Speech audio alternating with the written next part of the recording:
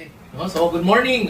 Meron tayong demo na ngayon. Ito napakaganda ng opportunity at alam niyo i-demo natin itong Crystal C Alkaline non-acidic vitamin C na ngayon na nagte-trending po tayo ngayon. Sobrang dami natutulungan yung mga iba't ibang klase sakit, diabetes, high blood, arthritis, rheuma, gout at kung ano-ano pa. No, so pagmasan niyo po yung demo namin, no? Very simple lang po ito, mabilis lang po ito, no? So ang magkaganda dito, gagamit tayo ng demo kit. Itong demo kit natin, very simple device. Meron po itong mobilya, meron po itong buzzer, at meron po itong test button. Itong test button na to, titingnan natin kung gumagana siya. At meron din po itong sensor. Pero subukan muna natin kung gumagana. Subukan. Okay, magugulat. Yan, no? So ganyan po siya. Ngayon, itong sensor na to, nadidetect niya kung may energy yung iniinom natin or wala, no? So ginagamit natin. Ngayon, sasampulan po natin yan. Ang madalas ginagamit natin, distilled water, no? Bakit distilled water? Distilled water po ay patay na tubig, dead water. Bakit? Wala po siyang laman, walang sustansya, wala po siyang energy, wala siyang electrolytes, wala po siyang minerals, wala rin vitamins. So gagamitin po natin siya. Since dead water siya, sabi ng iba, bakit distilled water binibigay sa mga bata? Dahil ang mga bata, ilalagyan po nila po ito ng gatas, no? Siyempre ang gatas masustansya. So yun po yung dahilan kung bakit ito yung recommended nila para hindi magkaroon po ng conflict dun sa pagtatayin ng bata. Ngayon ito po, distilled water, sampulan natin. Ngayon ito po gagamitin natin sensor, sasawsaw natin. Kapag umilaw po siya, ibig sabihin po, buhay po yun. Pag hindi umilaw, ibig sabihin, patay. No? Unang baso, patay buhay. Patay. O, pangalawang baso, patay buhay. Patay. Pangatlong baso, patay buhay.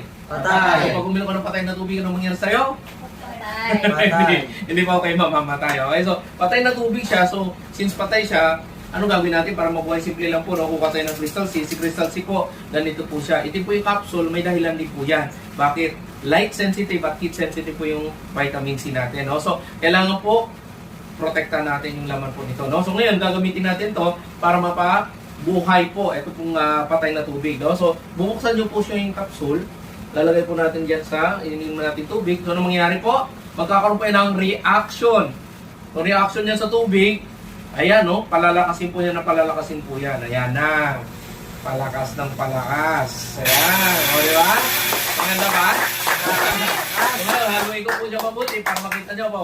1, 2, 3, 4, 5. Tunaw na. O ngayon, ano inumin mo? Yung patay na tubig? O yung buhay na tubig? Buhay! Kaya mas maganda po nga buhay po na tubig iniinom natin. Bakit? Yun po magbibigay ng lakas po sa atin. No? Pag gamit po kayo ng Crystal C. Ngayon, yung ibang, sabi nila, bakit iinom kami ng Crystal C samantala meron naman sa butika? Actually, marami nga po akong binili sa butika. Iba't ibang klaseng brand, ano? Ayan, no? So, hindi ko na babanggitin kung ano ng mga brand na to. Siyempre, susubukan po natin siya. So, example, ito po. Ito, branded po ito. Gagamit tayo nito, no? So, ito po ay tablet form. Since tablet form siya, hindi natin ma-compare dahil powder siya natin. Gagamit tayo ng pill crusher. Ang trabaho ng pill crusher, simple lang. Ilalagay po natin ng tablet dyan, tapos dudurugin po natin yan. Gamit po ang compression na tinatawag, no?